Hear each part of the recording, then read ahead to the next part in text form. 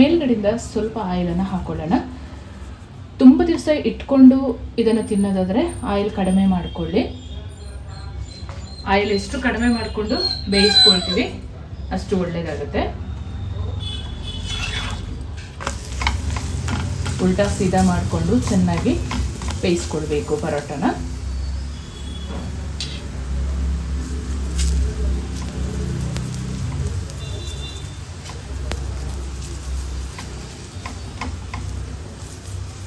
ಚಟ್ನಿ ಪಲ್ಯ ಎಂತ ಸಹ ಬೇಕಾಗಿರಲ್ಲ, ಹೀಗೆ ಮಾಡಿಕೊಂಡ್ರೆ. ನಮಸ್ತೆ ಎಲ್ಲರಿಗೂ, ಎಲ್ಲರನ್ನು ಸುಸಿಸ್ ಕಿಚನ್ಗೆ ಸ್ವಾಗತ ಮಾಡಿಕೊಂಡು ಇವತ್ತು ಅದ್ಭುತವಾದ ಅಡುಗೆ ಮಾಡ್ತಾ ಇದ್ದೀನಿ. ಬನ್ನಿ ಹೇಗೆ ಮಾಡೋದು ನೋಡೋಣ. ನಾನು ಮಾಡುವ ಅಡುಗೆಗಳು ನಿಮಗೆ ಇಷ್ಟ ಆಗ್ತಿದ್ರೆ ದಯಮಾಡಿ ಸಬ್ಸ್ಕ್ರೈಬ್ ಮಾಡಿಕೊಂಡು ನಿಮ್ಮ ಫ್ರೆಂಡ್ಸ್ ಅಂಡ್ ಫ್ಯಾಮಿಲಿಗೆ ಹೆಚ್ಚು ಹೆಚ್ಚು ಶೇರ್ ಮಾಡೋದನ್ನ ಮರಿಬೇಡಿ. ಹಾಗೆ ಲೈಕ್ ಮಾಡಿಕೊಂಡು ವಿಡಿಯೋ ವಾಚ್ ಮಾಡಿ. ಇವತ್ತು ನಾವು ಸೂಪರ್ ಆದ ಒಂದು ಪಾಲಕ್ ಪರೋಟನ ಮಾಡ್ಕೊಳ್ಳೋಣ. ತುಂಬಾ ಚೆನ್ನಾಗಾಗುತ್ತೆ. 10 ನಿಮಿಷದಲ್ಲ ಬೆಳಗಿನ ತಿಂಡಿಗಾಗಿರ್ಬೋದು ಅಥವಾ ನಾವೆಲ್ಲಾದರೂ ಹೋಗುವಾಗ ಟ್ರಾವೆಲ್ ಮಾಡುವಾಗ ಕೂಡ ಇದನ್ನು ತೊಗೊಂಡು ಹೋಗ್ಬೋದು. ಬೇಗ ಹಾಳಾಗಲ್ಲ. ಇದು ತುಂಬಾ ಸಾಫ್ಟಾಗಿ ಚೆನ್ನಾಗಿರುತ್ತೆ. ಮಾಡ್ಕೊಳ್ಳುವ ವಿಧಾನ ನೋಡ್ಕೊಳ್ಳೋಣ. ಈಗ ಹಿಟ್ಟು ಕಲಿಸ್ಕೊಳ್ಳೋಕ್ಕೆ ಒಂದು ಪಾತ್ರೆ ಇಟ್ಕೊಂಡಿದ್ದೀನಿ. ಇಲ್ಲಿ ಕಪ್ ಅಥವಾ ಮೆಷರ್ಮೆಂಟಿಗೆ ಯಾವುದಾದ್ರೂ ಗ್ಲಾಸ್ ಆದರೂ ತೊಗೊಳ್ಬೋದು. ನಾನು ಒಂದು ಬೌಲಷ್ಟು ಹಾಕ್ಕೊಳ್ತಾ ಇದ್ದೀನಿ. ನಮ್ಮ ಮನೆ ಅಳತೆಗೆ ನಾನು ಮಾಡ್ಕೊಳ್ತಾ ಇರೋದು. ರುಚಿಗೆ ತಕ್ಕಷ್ಟು ಪುಡಿ ಉಪ್ಪನ್ನು ಸೇರಿಸ್ಕೊಳ್ಳೋಣ. 1.5 ಚಮಚದಷ್ಟು ತುಪ್ಪ ಸೇರಿಸ್ಕೊಳ್ಳೋಣ. ಬಿಸಿ ಮಾಡಿ ಅಂತ ಹಾಕ್ಕೊಳ್ಳೋದು ಬೇಡ, ಹಾಗೆ ಹಾಕ್ಕೊಂಡು ಹಿಟ್ಟು ಜೊತೆಯಲ್ಲಿ ಕಲಿಸ್ಕೊಳ್ಳೋಣ ನೀಟಾಗಿ. ತುಪ್ಪ ಮತ್ತು ಹಿಟ್ಟು ಎಲ್ಲ ಚೆನ್ನಾಗಿ ಹೊಂದಾಣಿಕೆ ಆಗಬೇಕು, ಅಲ್ಲಿವರೆಗೂ ಕಲಿಸ್ಕೊಳ್ಳೋಣ.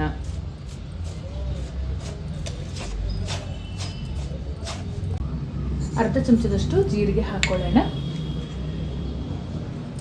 1 ಚಮಚದಷ್ಟು ಚಿಲ್ಲಿ ಫ್ಲೇಕ್ಸನ್ನು ಸೇರಿಸ್ಕೊಳ್ತಾ ಇದ್ದೀನಿ, ಮನೆಯಲ್ಲೇ ಮಾಡ್ಕೊಂಡಿರುವಂಥದ್ದು. ಒಂದು 2 ಮೆಣಸನ್ನು ಚೆನ್ನಾಗಿ ಬಾಡಿಸ್ಕೊಂಡು ಆಮೇಲೆ ತರಿಯಾಗಿ ಪುಡಿ ಮಾಡಿಕೊಳ್ಳುವಂಥದ್ದು. ಇಲ್ಲಿ ಶುಂಠಿ ಮತ್ತು ಹಸಿರು ಮೆಣಸಿನ್ಕಾಯಿ 1 ಚಮಚದಷ್ಟು ಪೇಸ್ಟ್ ಮಾಡಿ ಇಟ್ಕೊಂಡಿದ್ದೀನಿ ತರಿಯಾಗಿ, ಅದನ್ನು ಸೇರಿಸ್ಕೊಳ್ತಾ ಇದ್ದೀನಿ. ಅಜವಾಯಿನ ಅರ್ಧ ಚಮಚದಷ್ಟು ಸೇರಿಸ್ಕೊಳ್ತಾ ಇದ್ದೀನಿ. ಸ್ವಲ್ಪ ಈ ಥರ ಕ್ರಷ್ ಮಾಡಿ ಹಾಕ್ಕೊಳ್ಳೋಣ. ಇದು ಜೀರ್ಣಕ್ರಿಯೆಗೆಲ್ಲ ತುಂಬ ಒಳ್ಳೆಯದಾಗುತ್ತೆ. 2 ಚಮಚದಷ್ಟು ಕಡಲೆ ಹಿಟ್ಟನ್ನು ಸೇರಿಸ್ಕೊಳ್ತಾ ಇದ್ದೀನಿ. 1/4 ಚಮಚದಷ್ಟು ಅರಶಿನ ಪೌಡರ್, 2 ಚಮಚದಷ್ಟು ಸಣ್ಣದಾಗಿ ಕಟ್ ಮಾಡಿದ ಕೊತ್ತಂಬರಿ ಸೊಪ್ಪನ್ನು ಸೇರಿಸ್ಕೊಳ್ಳೋಣ. ಇಲ್ಲಿ 1 ಕಟ್ಟಷ್ಟು ಪಾಲಕ್ ಸೊಪ್ಪನ್ನು ನೀಟಾಗಿ ತೊಳೆದು ಸಣ್ಣದಾಗಿ ಕಟ್ ಮಾಡಿ ಇಟ್ಕೊಂಡಿದ್ದೀನಿ. ಫಸ್ಟಿಗೆ ಹಿಟ್ಟು ಮತ್ತು ಈ ಪಾಲಕ್ ಸೊಪ್ಪನ್ನೆಲ್ಲ ಚೆನ್ನಾಗಿ ಮಿಕ್ಸ್ ಮಾಡ್ಕೊಳ್ಳೋಣ. ಯಾಕೆಂತ ಹೇಳಿದರೆ ನೀರಿನ ಪ್ರಮಾಣ ಗೊತ್ತಾಗಬೇಕಲ್ಲ ನಮಗೆ. ಸೊಪ್ಪಲ್ಲಿ ಕೂಡ ಸ್ವಲ್ಪ ನೀರಿನ ಅಂಶ ಇರುತ್ತೆ, ಹಾಗಾಗಿ ಕಲಿತ್ಕೊಳ್ಬೇಕು. ಸ್ವಲ್ಪ ನೀರು ಸೇರಿಸ್ಕೊಂಡ್ರೆ ಸಾಕು. ಆಮೇಲಿಂದ ತುಂಬಾ ಆರೋಗ್ಯಕರ. ಮಕ್ಕಳಿಗೆ ಕೂಡ ಇದು ಟಿಫನ್ ಬಾಕ್ಸಿಗಾಗಿರಲಿ, ಬೆಳಿಗ್ಗೆ ಬ್ರೇಕ್ಫಾಸ್ಟಿಗಾಗಿರಲಿ ತುಂಬಾ ಒಳ್ಳೆಯದಾಗುತ್ತೆ. ನೈಟೆಲ್ಲ ಕ್ಲೀನ್ ಮಾಡಿ ಇಟ್ಕೊಂಡ್ರೆ ಕಟ್ ಮಾಡಿ ಕೂಡ ಬೆಳಿಗ್ಗೆ ಎದ್ದು ಜಸ್ಟ್ ಕಲಸಿ ಪರೋಟ ಮಾಡ್ಕೊಳ್ಳುವಂಥದ್ದು.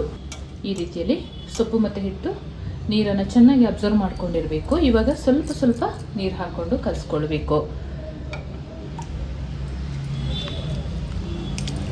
ಒಮ್ಮೆಗೆ ಜಾಸ್ತಿ ಹಾಕ್ಕೊಳ್ಳೋದು ಬೇಡ. ಈ ಹದದಲ್ಲಿ ಚಪಾತಿ ಹಿಟ್ಟಿನ ಹದಕ್ಕೆ ನೀಟಾಗಿ ಕಲಿಸ್ಕೊಂಡಿರಬೇಕು. ಇವಾಗ ಒಂದು ತವ ಬಿಸಿಗೆ ಇಟ್ಕೊಳ್ಳೋಣ.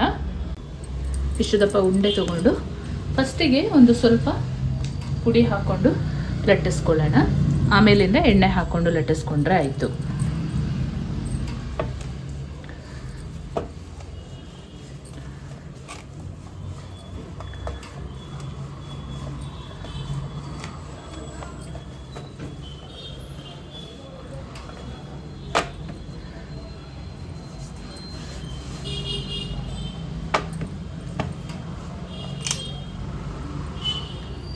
ಈ ಹದದಲ್ಲಿ ಲಟ್ಟಿಸ್ಕೊಂಡ ಆದ ಮೇಲೆ ಸ್ವಲ್ಪ ಆಯಿಲನ್ನು ಹಾಕ್ಕೊಳ್ಳೋಣ.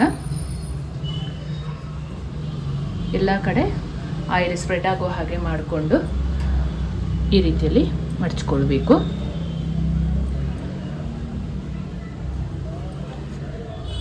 ಇದು ಸ್ಕ್ವೇರ್ ಶೇಪಲ್ಲಿ ಮಾಡ್ಕೊಳ್ಳೋದಾದರೆ ಈ ರೀತಿಯಲ್ಲಿ ರೆಡಿ ಮಾಡಿಕೊಂಡ್ರೆ ಚೆನ್ನಾಗಾಗುತ್ತೆ.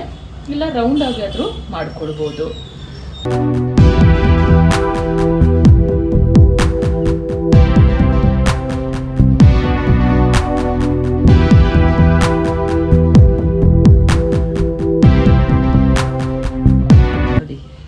ರೀತಿಯಲ್ಲಿ ಲಟ್ಟಿಸ್ಕೊಂಡ್ರೆ ಆಯಿತು. ಇದನ್ನಿವಾಗ ಬೇಯಿಸ್ಕೊಳ್ಳೋಣ. ತವ ಬಿಸಿಯಾಗಿದೆ, ಇವಾಗ ಸೇರಿಸ್ಕೊಳ್ಳೋಣ. ತುಪ್ಪ ಬೇಕಿದ್ರೆ ಹಾಕ್ಕೊಳ್ಬೋದು ಅಥವಾ ಎಣ್ಣೆಯಲ್ಲೇ ಸ್ವಲ್ಪ ಹಾಕ್ಕೊಂಡು ಬೇಯಿಸ್ಕೊಳ್ಬೇಕು. ಮೇಲ್ಗಡೆಯಿಂದ ಸ್ವಲ್ಪ ಆಯಿಲನ್ನು ಹಾಕ್ಕೊಳ್ಳೋಣ. ತುಂಬ ದಿವಸ ಇಟ್ಕೊಂಡು ಇದನ್ನು ತಿನ್ನೋದಾದರೆ ಆಯಿಲ್ ಕಡಿಮೆ ಮಾಡಿಕೊಳ್ಳಿ. ಆಯಿಲ್ ಎಷ್ಟು ಕಡಿಮೆ ಮಾಡಿಕೊಂಡು ಬೇಯಿಸ್ಕೊಳ್ತೀವಿ ಅಷ್ಟು ಒಳ್ಳೆಯದಾಗುತ್ತೆ. ಉಲ್ಟಾ ಸೀದಾ ಮಾಡಿಕೊಂಡು ಚೆನ್ನಾಗಿ ಬೇಯಿಸ್ಕೊಳ್ಬೇಕು ಪರೋಟನ.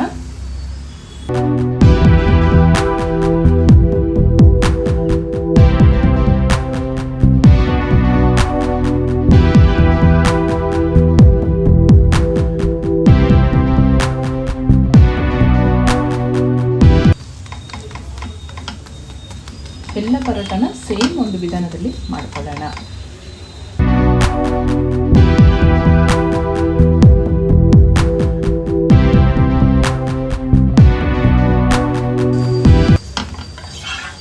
ನೋಡಿ ಎಷ್ಟು ಸುಂದರವಾದ ಅಷ್ಟೇ ಆರೋಗ್ಯಕರವಾದ ನಮ್ಮ ಪಾಲಕ್ ಪರೋಟ ಈ ರೀತಿಯಲ್ಲಿ ರೆಡಿಯಾಗಿದೆ.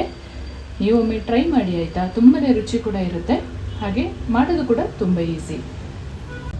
ಫೈನಲ್ ಆಗಿ ನಮ್ಮ ಪಾಲಕ್ ಪರೋಟ ನೋಡಿ ಈ ರೀತಿಯಲ್ಲಿ ರೆಡಿಯಾಗಿದೆ. ರೌಂಡ್ ಶೇಪಲ್ಲಿ ಕೂಡ ಮಾಡ್ಕೊಂಡಿದ್ದೀನಿ ನಾನು, ಈ ಥರ ಸ್ಕ್ವೇರಲ್ಲಿ ಕೂಡ ಮಾಡ್ಕೊಂಡಿದ್ದೀನಿ. ತುಂಬಾ ಚೆನ್ನಾಗಿರುತ್ತೆ. ನೀವು ಮನೇಲಿ ಒಂದ್ಸಲ ಟ್ರೈ ಮಾಡಿ ಹೇಗೆ ಬಂತು ಕಮೆಂಟಲ್ಲಿ ತಿಳಿಸೋದನ್ನು ಮರಿಬೇಡಿ. ನಿಮ್ಮ ಕಮೆಂಟ್ ಓದಲು ನಾನು ಕಾಯ್ತಾ ಇರ್ತೇನೆ. ಚಟ್ನಿ ಪಲ್ಯ ಎಂತ ಬೇಕಾಗಲ್ಲ, ಖಾರ ಎಲ್ಲ ಉಪ್ಪು ಎಲ್ಲ ಇದರಲ್ಲೇ ಹಾಕಿರೋದ್ರಿಂದ ಹಾಗೆ ತಿನ್ಬೋದು. ಮಕ್ಕಳಿಗೆ ಲಂಚ್ ಬಾಕ್ಸಿಗಾಗಿರ್ಬೋದು, ಬೆಳಗಿನ ಬ್ರೇಕ್ಫಾಸ್ಟಿಗಾಗಿರ್ಬೋದು, ಅಥವಾ ನೀವೆಲ್ಲಾದರೂ ಟ್ರಾವೆಲ್ ಮಾಡಬೇಕು ಅಂತಿದ್ರೆ ತುಂಬ ದಿವಸ ಇಟ್ಟು ತಿನ್ಬೋದು. ಇದು ಒಂದು ವಾರದವರೆಗೂ ಹಾಳಾಗಲ್ಲ. ನೀಟಾಗಿ ಎಣ್ಣೆ ಕಡಿಮೆ ಮಾಡಿ ಬೇಯಿಸ್ಕೊಳ್ಬೇಕು. ಹಾಗೆ ನಾನು ಮಾಡುವ ಅಡುಗೆಗಳು ನಿಮಗೆ ಇಷ್ಟ ಆಗ್ತಿದ್ರೆ ದಯಮಾಡಿ ಸಬ್ಸ್ಕ್ರೈಬ್ ಮಾಡಿಕೊಂಡು ನಿಮ್ಮ ಫ್ರೆಂಡ್ಸ್ ಆ್ಯಂಡ್ ಫ್ಯಾಮಿಲಿಗೆ ಹೆಚ್ಚು ಶೇರ್ ಮಾಡೋದನ್ನು ಮರಿಬೇಡಿ. ಹಾಗೆ ಲೈಕ್ ಮಾಡಿಕೊಂಡು ವಿಡಿಯೋ ವಾಚ್ ಮಾಡಿ.